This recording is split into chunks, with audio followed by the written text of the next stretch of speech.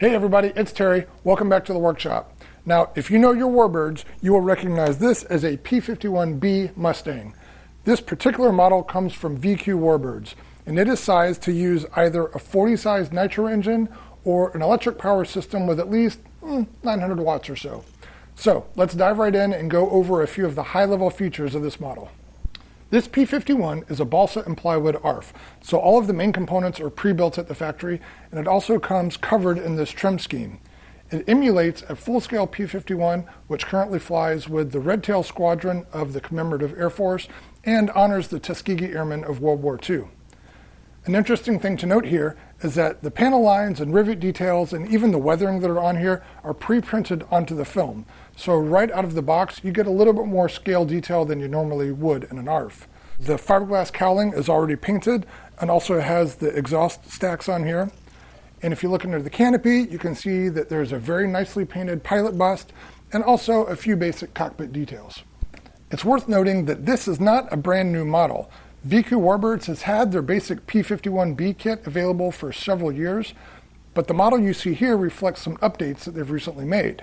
Of particular note, you've got a magnetically secured hatch on the top. So for those of us that like to fly electric, you've now got easy access to your flight battery. Another big update is that the wing now has pre-hinged flaps installed.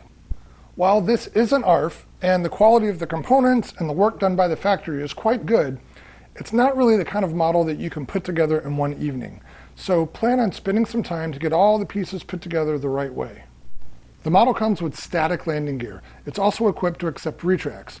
I use the optional electric retracts that are offered by VQ Warbirds, and I like these because they have a nice scale look to them, and they also have functional oleo struts. Now, these are not a drop-in fit on the Mustang. I had to massage the mounting rails a little bit, and I also had to remove some of the flooring on the wheel wells to get rid of a little bit of interference. But that work paid off because the retracts now operate reliably and they don't give me any trouble flying off of a grass runway. Mounting hardware is provided for both nitro and electric power systems. There's also a fuel tank included for those who choose nitro. I prefer electric, so my P-51 has a rimfire 32 brushless motor spinning an APC 1210 prop, and it's powered by a Flight Power 4-cell 3600 milliamp hour battery and controlled by a 75 amp Castle Creation speed control. The spinner that you see on the model is not the spinner that came in the kit. That's this guy. And I was really hoping to be able to use this one because it blended really well with the front of the cowling, and also it has the right profile for a P-51. However, my example had a couple of problems. The backplate was warped, and also the front nose cone was significantly out of balance. I spent some time trying to iron those issues out, but I was never able to get this one to run true, and it caused a lot of vibration in the power system. So I swapped it out for this spinner. This is a Great Plains 3 1/4 inch spinner with an aluminum backplate, and it's been working a lot better for me. Even before flying this model, I thought that the recommended CG was a little bit too aggressive, so I balanced my P-51 about 5 millimeters forward of that.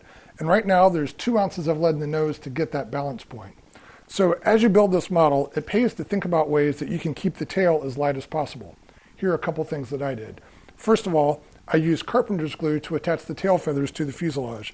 The carpenter's glue is plenty strong for this job, and it's much lighter than epoxy. Another thing I did was to replace the stock tail wheel, which I thought was kind of heavy, with a lightweight foam unit from my spare parts stash. And rather than using a brass wheel collar to hold the tail wheel in place, I used short lengths of plastic tubing that are tacked to the axle with a drop of CA. These strategies probably shave just a few grams each, but that effect is multiplied when you also consider the reduction in nose weight that's necessary. The assembly of this model takes a little bit more time and effort than your average ARF, but trust me, all of that will be forgotten when you take it to the field. It looks fabulous, and it's also a pretty darn good flyer too. Now, I think that some people are intimidated by warbirds because they feel that they're difficult to fly, but this P-51 does not require any special skills. I think if you're comfortable flying a 4-channel sport plane, you should be fine with this model as well. My power system outputs about 970 watts at full throttle, which is plenty for nice strong climb outs and tall vertical maneuvers. And even better, it gives this airplane a nice clip of speed for those low bank passes that we all like to do. This P-51 does all the basic 4-channel aerobatics with no surprises. We're talking loops and rolls, inverted flight, and it does really great knife edge passes. The only funny behavior that I've seen is that when coming out of stall turns, the nose will tend to tuck under a little bit, so you have to be ready to counter that with some up elevator. When it's time to land, you have some options. When there's a nice breeze coming down the runway, I'll typically land with no flaps at all.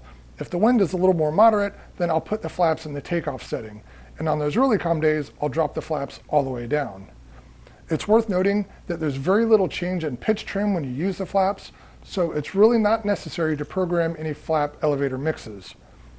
In any of those wing configurations, the model tends to float a little bit in ground effect, so make sure that you give yourself enough runway for that. That concludes my notes on the new release of the P-51B from VQ Warbirds. I'll close out this video with a little bit more flight footage.